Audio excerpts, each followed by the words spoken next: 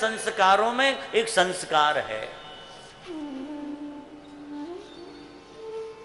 और आजकल संस्कार जैसा कुछ होता ही नहीं विवाह में।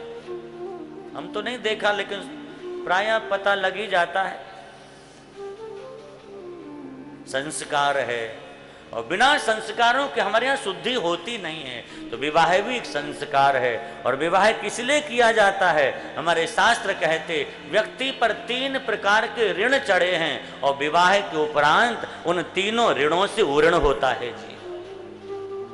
देव ऋण, ऋषियों का ऋण, पितरों का ऋण। विवाह के बाद देवाराधन करे, यज्ञ आदि करे तो देव ऋण से उऋण हो जाए। पितरों का तर्पण श्राद्ध करे तो पितृ ऋण से उऋण हो जाए। और ऋषियों के बताए रास्ते पर चले तो ऋषि ऋण से उऋण हो जाए।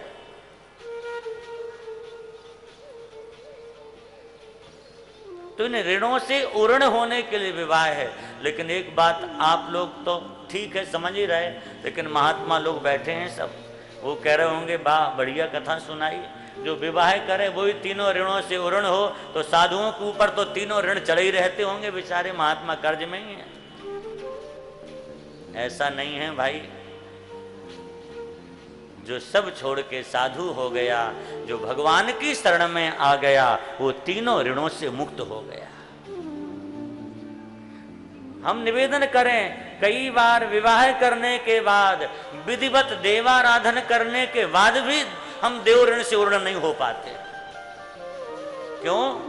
हमारे यहां वर्णन है, पूजन में कोई कमी रह गई, मंत्र का दोष, वस्तु का दोष, क्षेत्र का दोष, उस कारण से कई बार देवता पूजन स्वीकार नहीं करते। इसलिए क्या कहा जाता पूजन के अंतर में?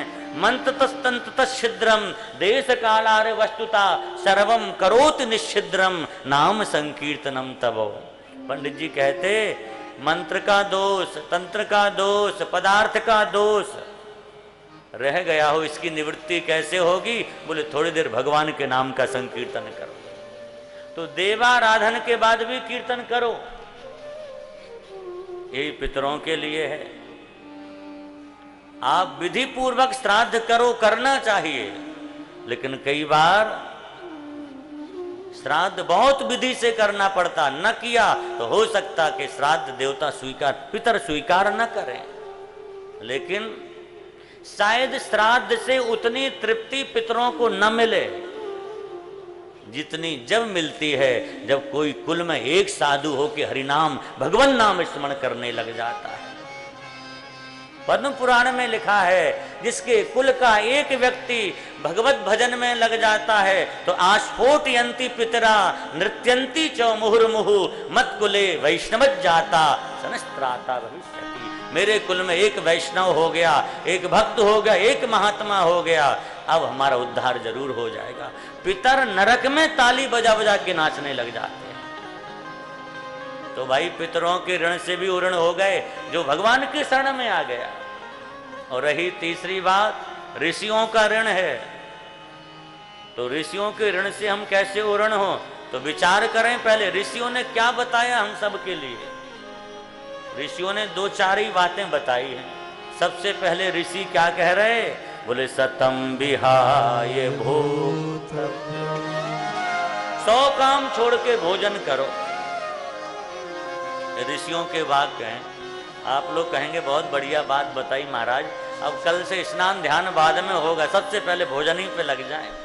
जब भोजन करने से कल्याण होना है, सतम विहाय भोक्तव्यम, खूब बढ़िया चकाचक पाएंगे। लेकिन महात्माओं ने कहा सावधान, पूरी बात सुन लो। सतम विहाय भोक्तव्यम सहस्त्रम स्नानमाचरेत, 1000 काम छोड़ के स्नान करो। बोले ठीक है महाराज, जब स्नान से ही कल्याण होना है तो फिर तो कल से कई घंटे रगड़ रगड़ के ही नहाएंगे। लेकिन इतनी बात पूरी नहीं भाई, सहस्त्रम स्नान माचरेत, और आगे कह रहे लक्षम विहाय दातव्यम। केवल स्नान से कल्याण नहीं होगा, 1,00,000 काम छोड़ के दान करो। जो जिन्हें आवश्यकता है उन्हें दान करो। नारायण जो असहाय है उनकी सहायता करो। जहां लगे हमारे धन का ठीक ठीक से सदुपयोग हो रहा वहां जरूर दान करना चाहिए। जरूरतमंदों को देना दान है नारायण। तो दान से कल्याण हो जाएगा?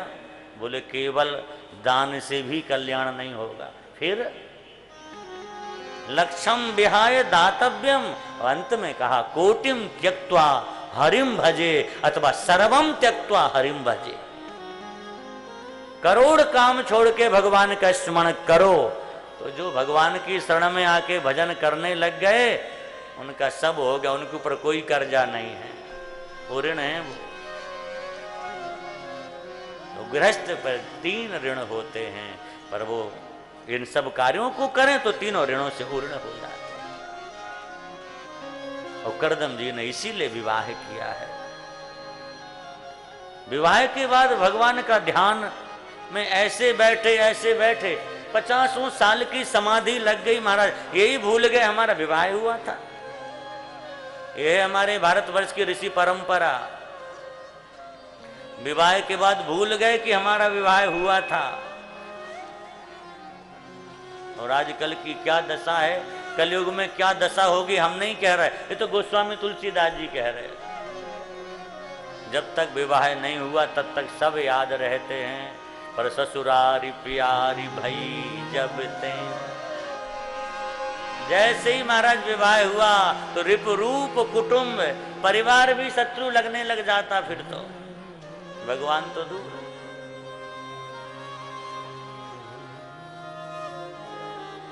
तो विवाह है मुक्ति के लिए है। करदम जी महाराज की समाधि खुली, एक युवती को देखा, देवी तुम कौन हो? कहा भगवान मैं आपकी पत्नी, आपको स्मरण होगा, शंभु मनु की पुत्री हूं मैं। इतने दिन तक तुम यहां रही, अपने घर क्यों नहीं गई? देवहूति के एक वाक्य ने करदम जी का हृदय जीत लिया। इन्होंने कहा भगवान पत्नी के लिए पति के चरण ही सर्वस्व होते हैं, भला आपको छोड़ के हम कहां जाएं? इसी से प्रसन्न हो गए। क्या चाहती हो? संतान। सरोवर में स्नान किया है, हजारों दासियां प्रकट हो गईं, कामक नाम का विमान प्रकट हुआ है और महाराज उसमें बैठ के अनेक लोकों की यात्रा की। और करदम जी ने कहा था भगवान एक संतान होते ही घर छोड़ के चले जाएंगे। लेकिन कई बार भगवान ही जब फंसाना चाहते ना तो व्यक्ति उर्ण नहीं हो सकता, कितनी कोशिश कर लो। कई लोग कहते हम तो क्या करें, बाबा जी बनना चाहते थे पर नहीं बन पाए। क्यों?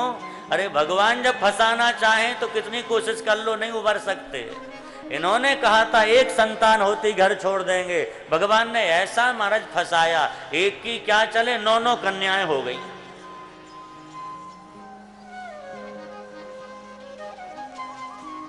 आखिर में अंतिम संतान के रूप में भगवान कपिल गर्भ में आए हैं। देवताओं ने सुंदर स्तुति की है और कालांतर में भगवान कपिल का जन्म हुआ। बोले कपिल देव भगवान की जय जय श्री